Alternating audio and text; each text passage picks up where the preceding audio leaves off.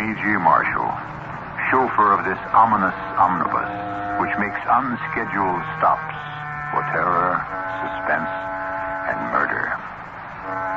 The life of man, according to the ancient Greeks, was a thread that passed through the hands of the three goddesses of fate.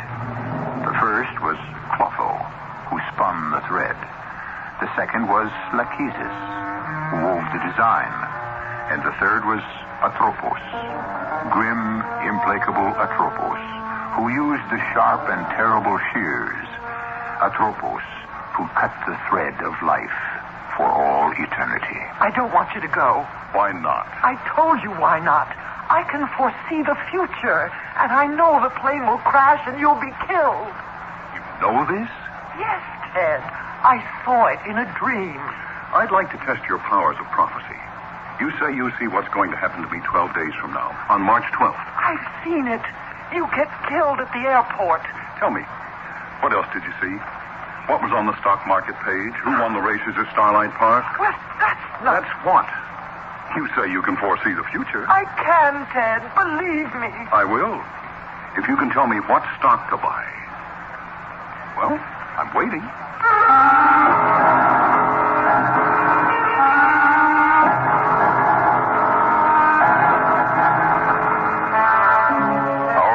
Drama, The Ideas of March, was written especially for the Mystery Theater by Dann and stars Nina Foch and Les Tremayne.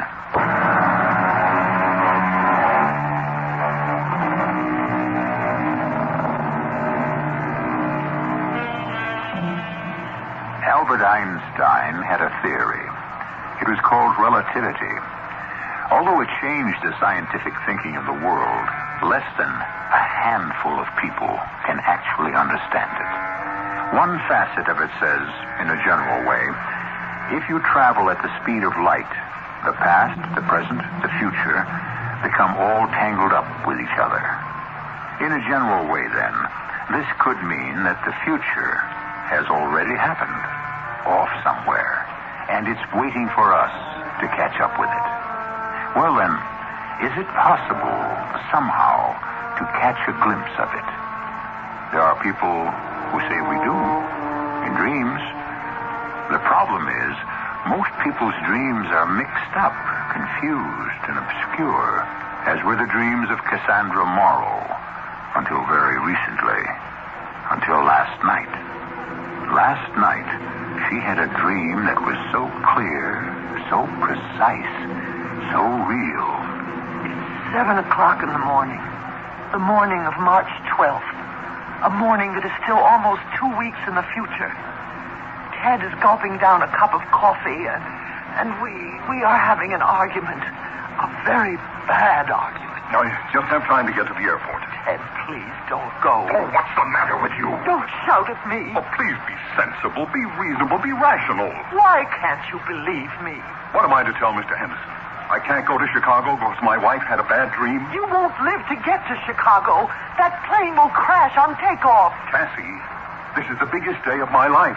If you go to the airport, it will be the last day of your life. Henderson has called a special meeting of the board of directors. These important people are coming in from all over the country to meet me. Me! You know what that means? Don't go. I saw the flames. I heard the sirens. Damn! You've made me so nervous I've spilled coffee all over my new jacket. The jacket? Lucky it's got brown flecks. No one will notice it. The jacket? How could I have known about the jacket, Ted? Look, call your mother, or my mother, and have lunch. The jacket, the cop, the sign. How could I have known all that? Cassie, you just don't want to face the truth. What truth? Deep down in your heart, you don't want me to take the job. That isn't true. Go tomorrow. The meeting is today. Telephone. Say you're sick. I can't. Say I'm sick. Oh, I don't know what's gotten into you. You better call up Dr. Miller for an appointment. I saw it all so clearly. Look, I can't argue anymore. I have to make the plane. I'll be home for dinner. Might as well drive my own car to the airport. Goodbye, Cassie. Ted! I'm going, and that's all there is to it. I'll call you from Chicago. Ted! Ted!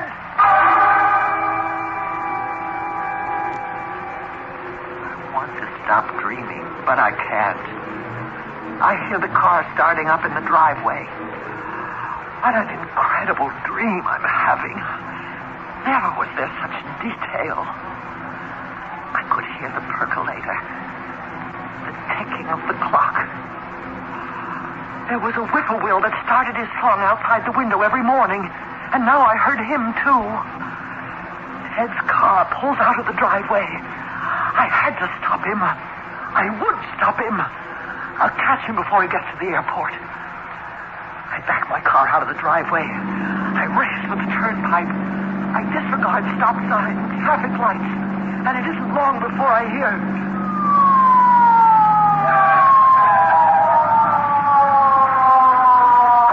Okay, lady.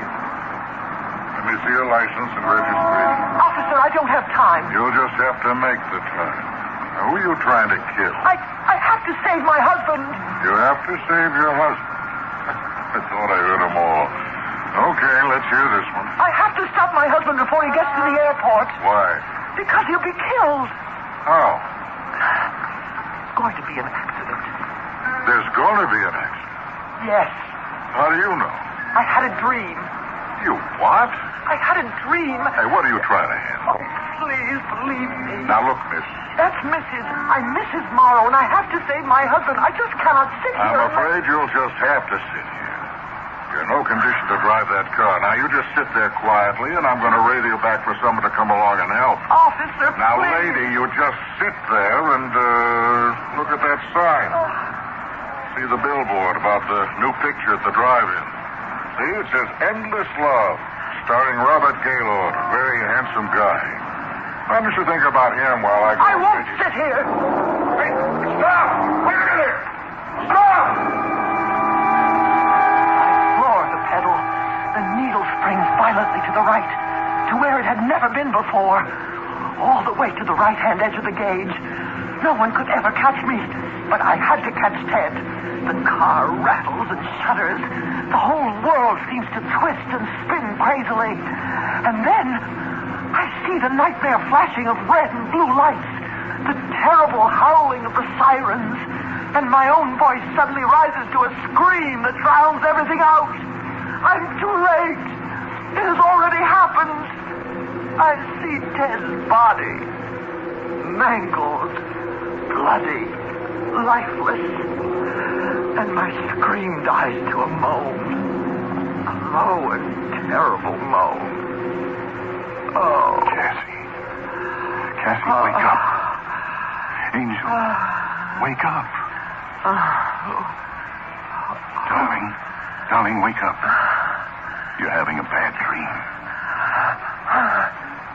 A dream. A dream. Yes. It was a dream. All a dream. Something really must have scared you. Yes, it was... It was... Tell me about it. Oh, it was so clear, so exact. You know, sometimes you dream and it feels so real. Well, what was it?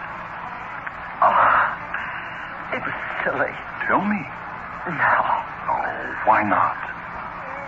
Because I would dearly love to forget it. And if I talk about it, I might dream it again. And, I'm so tired. You should be worn out from that dream. I just want to get back to sleep again.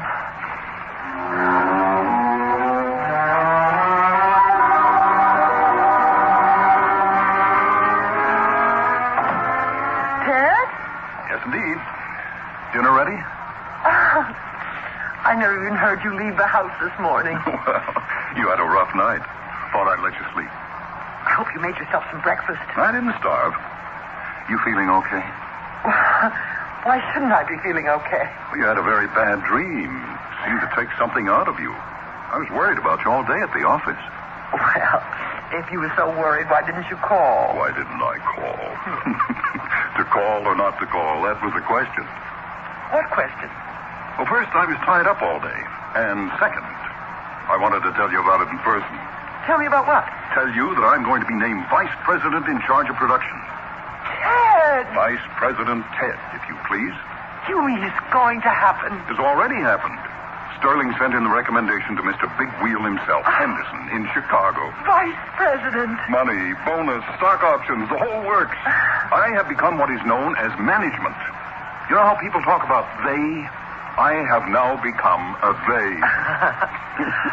Oh, we'll have to move, won't we? Sure. Can the vice president in charge of production for International Minerals reside in a 3-bedroom ranch in West Valley? No. We'll have to live up to it. I like it here. You'll like it better where you're going. When does it become official? Thursday, 12th of March. The 12th of March? That's the fateful day. I'll give you a rundown. On 7 a.m. Thursday, March 12th, I drive out to the airport, and I board the 8 o'clock to Chicago. What did you say? I haven't said anything yet. Listen, there will be a luncheon session of the board of directors, at which time I shall be named VP in charge of production. In Chicago? Well, of course. Why? Why? Cassie, that's where the international headquarters of the company happen to be. Ted. Something wrong? Oh, I don't know. Well, then something has to be wrong. What is it? I don't know what to say. Please, tell me. Well, I don't know how.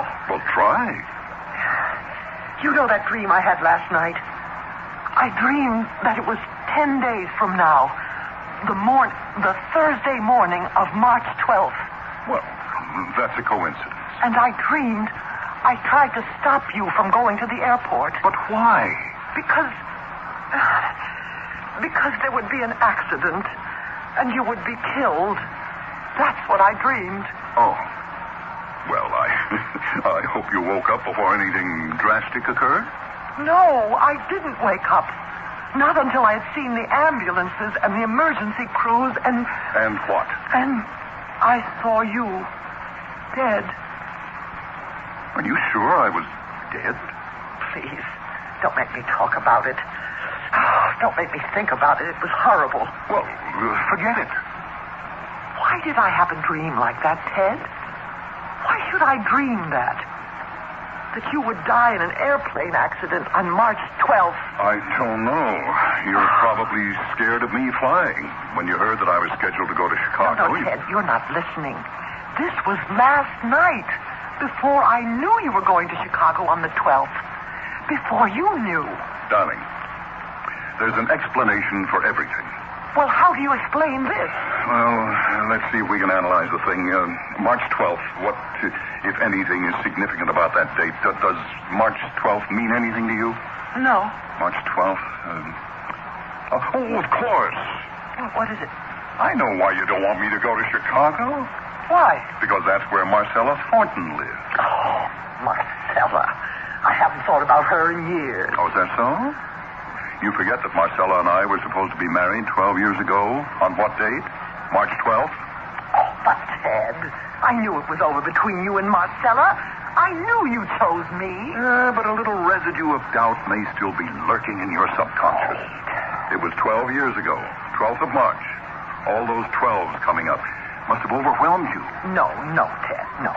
Nothing inside of me brought this on. It was as if I had been allowed to live in the future, and I had a glimpse of what was going to happen. Oh, you don't believe that, do you? I mean, you're a sensible, rational woman. You know, you just know you can't see into the future. Now admit it.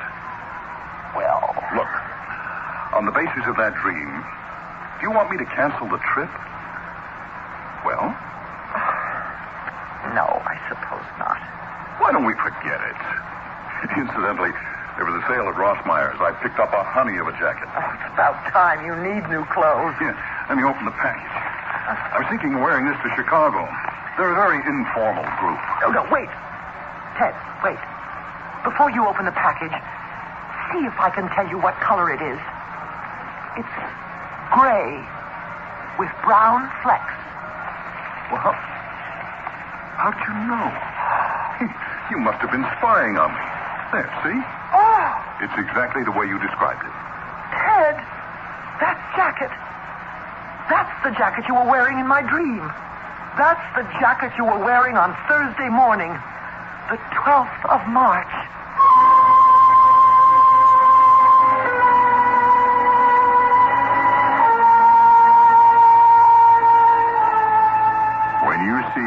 future, you have to see it all. All the basic details, all the fine points, all the odds and ends. What are we dealing with here, anyhow? Is it coincidence? Or is it out-and-out prophecy? We always play fair. You might consider her name. For example, do you know who Cassandra was?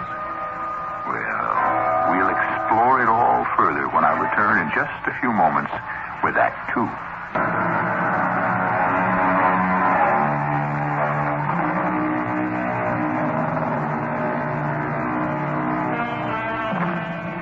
What is the difference between the oracle at Delphi of the ancient Greeks and your own psychiatrist? The oracle stated that your dreams reveal your future. Your psychiatrist will contend that your dreams illuminate your past. Albert Einstein reconciled the two by saying both past and future can exist at the same time. Is everything clear? It is to Cassie Morrow, who had a terrible dream the other night. It's a coincidence. I dream that you're killed at the airport. I dream you're wearing a jacket that you hadn't bought yet, that I'd never seen before. Now, how do you account for that? I'm scared. Cassie, be sensible. That's what you said to me in the dream. Be reasonable. You said that, too. Well, be rational. Be sensible, be reasonable, be rational. That's exactly what you said to me. Oh, Ted, I'm so frightened. Well, I don't know what to tell you. Look, hadn't you better see Dr. Miller? You told me to do that in the dream, too. But doesn't that make sense, dear? I don't know. All right. I'm trying to think what it all means. It has to mean something. Thanks, Ted. Thanks for not saying I'm being silly. Well, the fact is, you are being silly. It's just I'm being the concerned husband. Here's what I'll do. I can't promise anything, but in a roundabout diplomatic way, I'll ask Sterling if there's any chance the meeting could be shifted a day earlier, a day later. Oh, Ted, could you do that? I don't know if I can, but I can ask.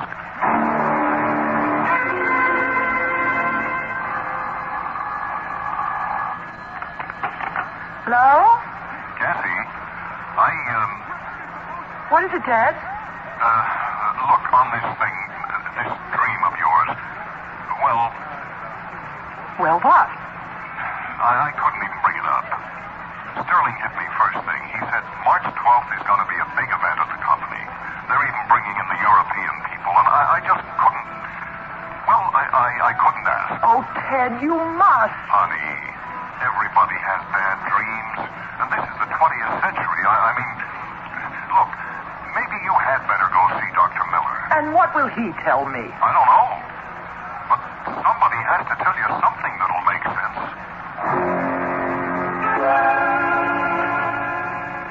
How do you account for my seeing his jacket, Doctor? Especially since I didn't even know he bought it. How could I describe the color and the design? The colors, the design, the cut flattering to your husband. Well, yes. Is it the kind of jacket you would have selected? I suppose so, Doctor, but That could have explained it. the dream, it was so real. Mrs. Morrow, do you want your husband to be the vice president in charge of production for international minerals? Well, what does that have to do with... Please answer the question. We were married 12 years ago. A few months later, Ted went to work for International. We've been aiming at that job ever since. I didn't ask you what you were aiming at. I asked you what you wanted. I want what Ted wants. How about what you want?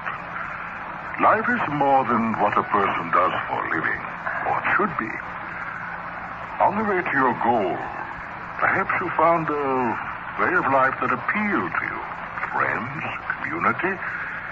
Maybe you really don't want to leave it. Well, what would that have to do with my dream? Everything. You knew Ted was being promoted. This is how you tried to stop him. Well, that might make sense if I knew. But you see, I didn't know. I dreamed this dream the night before Ted told me about the promotion. You knew? You knew about the promotion? How? How could I know? Ted sensed things were coming to a head at the office. It made him tense, nervous. After 12 years of marriage, people don't have to say things. You interpreted those signs. Neither of you had to speak. Well, I don't know. what you're asking me to believe is that you were able to see into the future. Isn't that so? Yes, that's so.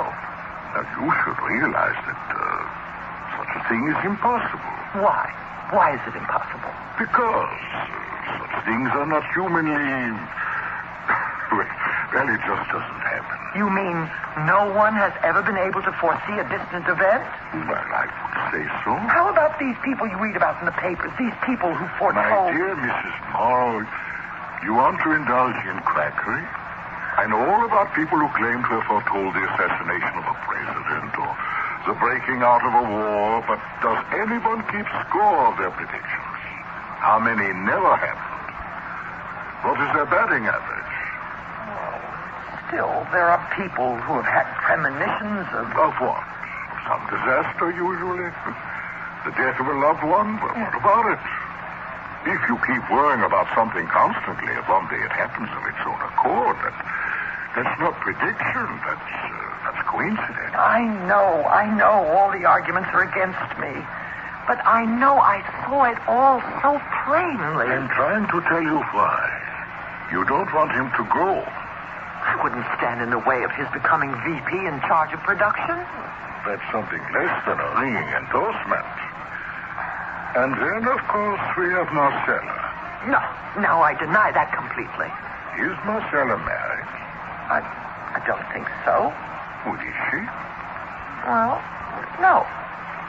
What is she doing now? She's editor of a fashion magazine in Chicago. When did you see her last? I never really met Marcella. Oh, then you never saw her. Well, I did see her. It was a few days ago on a TV panel show. Oh? And how did she look? Beautiful. So, here we have Marcella. Beautiful, surrounded by glamour, while you have been Mrs. Housewife these past 12 years. Did Ted see the show with you? Yes. What did Ted say? He said, there's Marcella, as beautiful as ever. Did he discuss her after the show was over? No. Well, did he say anything else about her? You mean all he made was that one remark? Yes. But you couldn't help thinking that, quietly, he was comparing the two of you. I didn't think anything of the sort. And didn't you think, oh, my Lord, I hope he never goes to Chicago? I'm not worried about it. I know he chose me. And we have 12 years together. And they mean something. Mrs. Morrow, I think you must come to grips with your insecurity. You're afraid of Marcella. All I know is I had a dream. I saw my husband killed. It's not what you saw. It's why you saw it. Okay. Let's say it's nothing more than my subconscious insecurity. Okay. But how could I dream the details? The details of the future. The jacket. We've already accounted for the jacket. And how about the other details? Such as? The police officer. He stopped me just outside the drive-in movie at the Turnpike. And he said, why don't you look at that sign and fantasize about Robert Gaylord while I get you some help? He said that? Well, I haven't been near the Turnpike in weeks. I never go to that drive-in. How would I be able to read a billboard, Endless Love, starring Robert Gaylord? How would I see that? Well, there must be an explanation. Oh, everybody keeps saying there's an explanation, but nobody explains it. Have you got a phone book? Yes, right over there. Thank you. Turnpike drive-in. Here it is. 207-8308. May I? Yes, of course. Everybody says be rational. Be sensible. I am rational. I am sensible. What I saw was real. And I'll prove it. Turnpike driving. Can you tell me what it says on your marquee? It says what's playing. What else would it say? Can you tell me what's playing, please? Be my guest. The Love Ride. It's starring Jenny Bailey. That's what it says? That's what we got showing. I see. Hey, come on out. Bring your husband or boyfriend. Hey, I got a dynamite idea. Bring them both. What is it? Nothing. I was wrong. It was just a dream. Well, of course.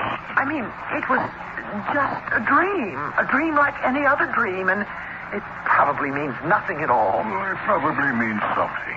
Oh, but it doesn't mean it. It doesn't mean I foresaw the future. What made you change your mind suddenly? What I was wrong about a significant detail. The movie. So, I could be wrong about all of it. The accident, too. Oh, thank you, Doctor. For what? I feel so much better.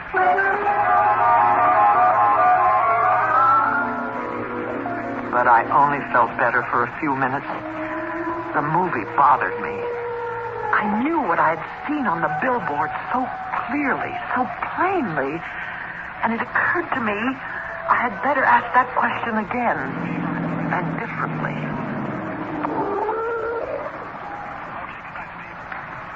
Are you the manager? Yeah, I'm the manager. Oh, you got a beef already? Show hasn't even started. Can you tell me what your billboard will read on Thursday morning, March 12th, 9 days from now? What will the attraction be? Oh, lady, you said the magic word, attraction. We're going to have Dynamite Robert Gaylord in Endless Love. And the sign that faces the turnpike.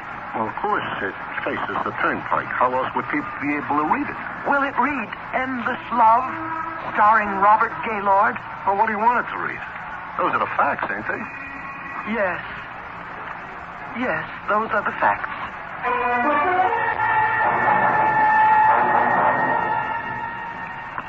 But how could I foresee Robert Gaylord would be playing at the drive-in? Because he's your favorite actor. But how would I know? A dream is a fantasy world, and you create it.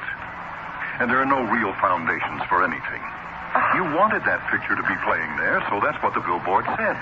Did I also want you killed in a crash? Well, subconsciously, maybe you're angry at me for something. Oh, what? How would I know? It's your subconscious. Ted, I'll tell you what scares me. The tone in your voice. What about it? I never heard it before. I never heard such anger. Maybe you never made me really angry before. This is the dream. This is what I saw. Yes, we're getting there. Getting where? I have 8 days till the 12th, and we're starting to argue. The way we'll argue that morning, angrily, bitterly. Well, just cut it out. I can't help it, Ted. I can't. You want me to refuse to go to Chicago, is that it? Only on the 12th. Well, it's the 12th or nothing. All right, Ted. I don't want you to go. That's it? Yes. Well, I can't cancel it, Cassie. I just can't. What did Dr. Miller say? That's unimportant. What do you mean it's unimportant? Anything anyone says is unimportant. I tell you, I know what's going to happen. Cassie, cut it out. Don't talk to me like that, Ted. You've got to get a hold of yourself. You've got to face the facts. Facts? So far, I'm the only one who's offered any facts at all. The jacket, the movie marquee. Those are facts you created yourself. All right. But there's one fact, one basic fact I couldn't create. Yeah, what's that? It isn't a that. It's a person. It's a he. Who? I have a witness. How could there be a witness to a dream? If I can produce that witness, will you finally believe me? I don't know what you're talking about. But if you can do it, I'll believe it.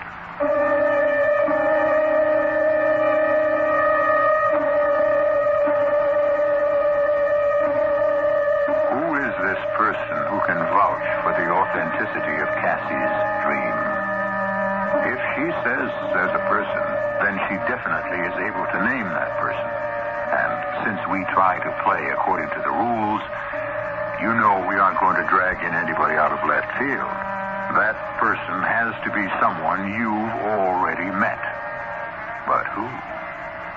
I'll be back in just a few moments with Act 3.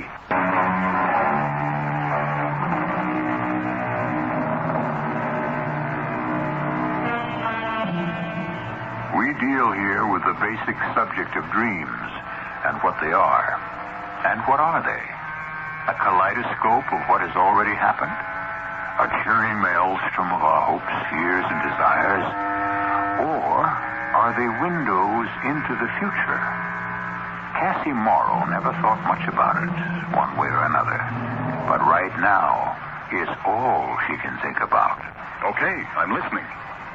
Who can prove you had this dream of yours? 7 o'clock on the morning of the 12th. You storm out of here. Oh, I never stormed out of this house in my life. Oh, you will. You will. We're getting there. We're building up to it. The proof? The guy who can prove it? I followed you in my car. I break every law in the book. Yeah, the world's best driver you never were. Now, please, listen. A cop comes up. He pulls me over to the side of the road. I hope he threw the book at you. Oh, please, listen. Oh, it's only a rehash of what you told me. You said a cop stopped you on the way. I know, but let me tell you about him. He was a cop I'd never seen before in my life. So? Now, let us suppose he's a real cop. What if there really is an Officer T.J. Belden? Who is Officer T.J. Belden? The cop who stopped me. You mean he introduced himself? No, I read his nameplate. He had a nameplate on one side and a marksman's medal on the other. Oh, how many hundreds of cops have nameplates over one pocket and marksman's medals on the other? How many cops are named T.J. Belden? How many cops have red hair, blue eyes, and a scar on their chin? Oh, hey, what is this? Your eyes take it all in. Maybe you don't think you notice it, but your eye sees it. And you can recall it if you try. I never saw this cop before in my life. Well, how could you? He doesn't exist. He's a figment of your dream. You created him like you created that billboard. I couldn't create a real, live human being. I couldn't create an Officer T.J. Belden. Well, who says he's any more real than the billboard? Why don't we find out? How? Ask. Ask whom? Ask at the precinct. Oh, I'm not going to make a fool of myself. You're afraid to face it. I'll do it for you, Ted.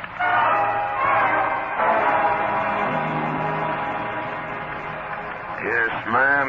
We patrol the turnpike between here and the airport.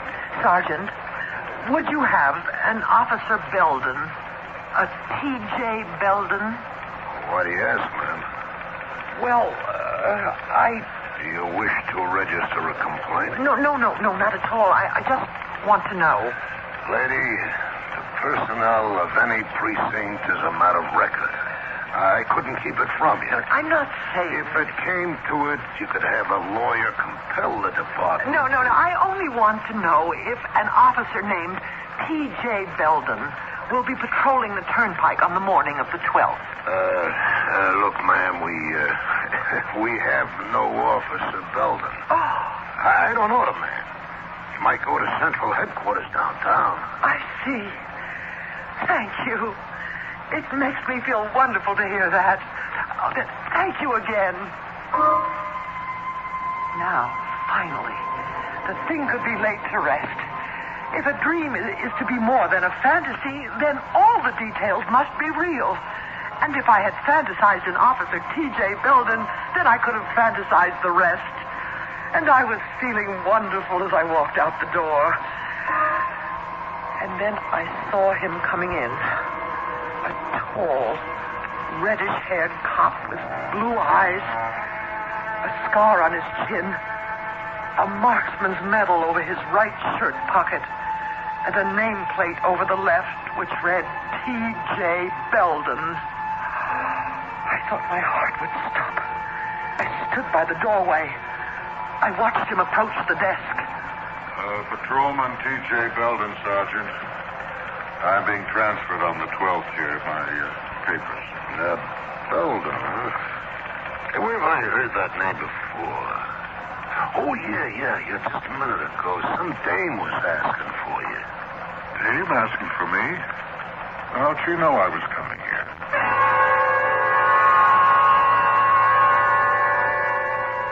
He's exactly the way I described him. Now, Ted, what do you say? Oh, I say there has to be some kind of explanation. Oh, you don't sound so confident. Well, Cassie, what am I going to do? Don't go. Well, then I'm through. It's the end of the job. The job isn't for you. In your heart, you don't feel you really want it. It'll only make us miserable. You foresee all this, too, don't you? Don't you? Ted. Oh, Ted, sometimes we are allowed a glimpse into the future. By whom? I don't know. I only know what I saw. Ted, the signs are there, all the signs. I did see Officer T.J. Belden. Yeah. I can't get around that. Well, okay, you win. I won't go. Don't say I win. We win.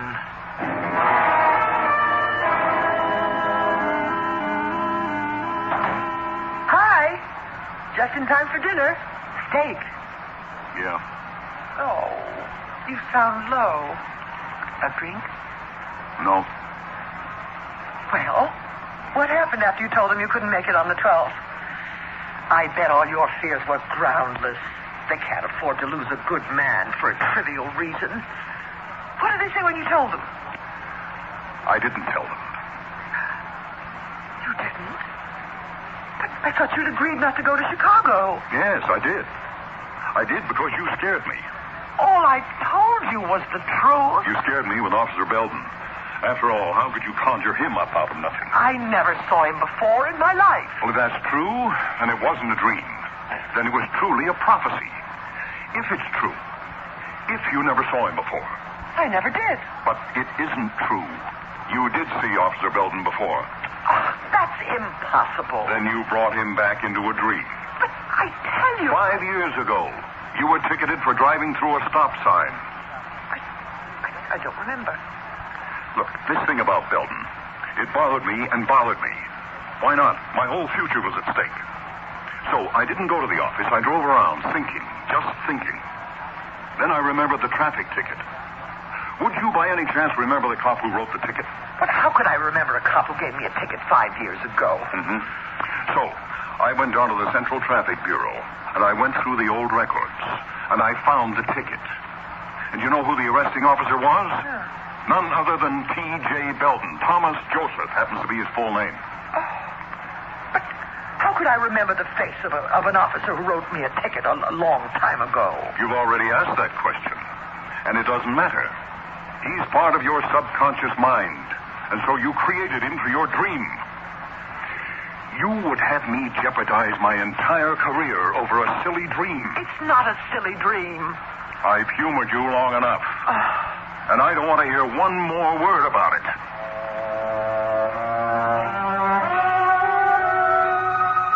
The days passed, and we hardly spoke.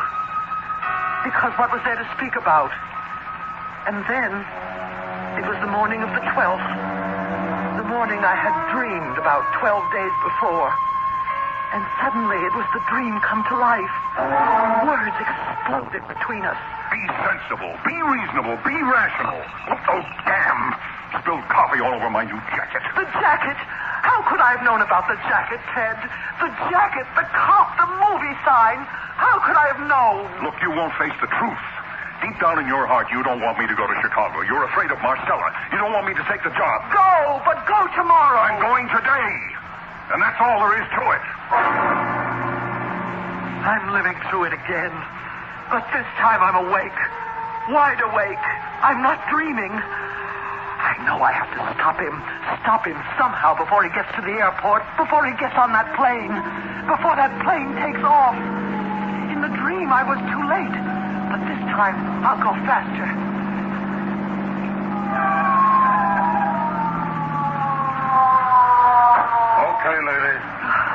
Your license and registration. Now, who are you trying to kill? I have to save my husband. I thought I heard them all. Let's hear this one. My husband is going to be killed. Yeah, how? There's going to be an accident. How do you know? I had a dream. You're in no condition to drive that car. Now sit there while I radio back. And look at the billboard. Endless Love, starring Robert Gaylord. Think about him. I can't sit here. I won't. Hey, wait a minute. Stop! Stop! Once again, I could see him in the rearview mirror. I could see him get into his cruiser and start out after me. But no one could catch me. The whole world seemed to twist and spin crazily. And just up ahead was the blue sedan with the license plate UL58. Ted's car. I hugged the horn. I knew he was looking through a rear-view mirror, but he refused to stop. He was trying to escape from me. I pushed down harder on the pedal, and the speedometer needle shot violently over to the right, all the way to the extreme right-hand side of the gauge, to where it had never been before. And suddenly I heard it, the terrible sound of the crash.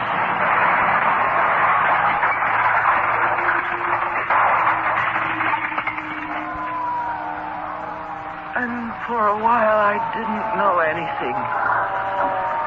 And then suddenly, all around me, I heard sirens. I could see flashing lights, red and blue. I had been too late. The plane had taken off. Ted was dead. Then I saw a familiar face. The helmet. The red hair, the blue eyes, the nameplate. T.J. Belden. And I could hear his voice. I think this woman's alive. Get the ambulance over here. Oh, this is a bad one, Sarge. She rear-ended him at over 100 miles an hour. Yeah, poor guy, he's gone. According to his wallet, he's a Mr. Ted Morrow. Does she have anything in her purse? Yeah, here's her license. That's funny. Her name is Morrow, too. Cassandra Morrow. Same address. Yeah. Yeah, she said she was trying to stop him. Stop him from what? Stop him from getting killed. Hey, this is the dame. Which dame? The one who was asking about you. How do you figure it? Beats me. Sure beats me.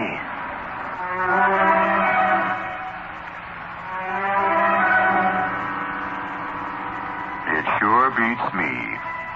That's how we dismiss so many things in this world. So many things we don't understand. We can't explain.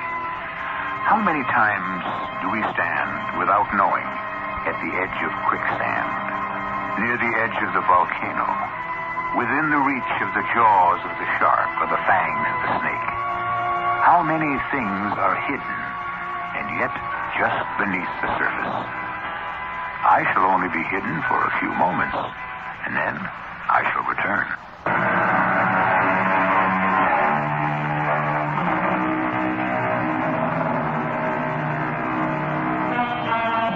What happened to Cassandra Morrow? She recovered finally. She's raising her children, but she no longer dreams about anything. They say Apollo fell in love with Cassandra and gave her the gift of prophecy. There's also another part to it. When she displeased him, he turned the gift into a curse. Yes, she still was able to foresee the future, but he saw to it that no one would ever believe her. At any rate, never dismiss your dreams. They may be the preview of your future.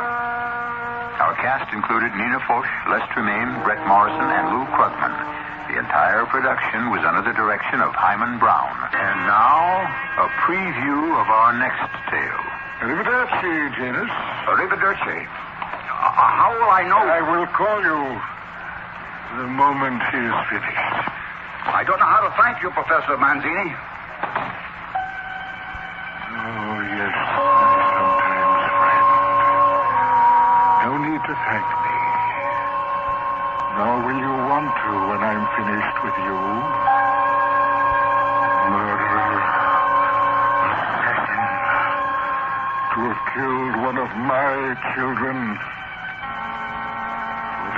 pay. I could have struck you dead today for what you did to one of mine.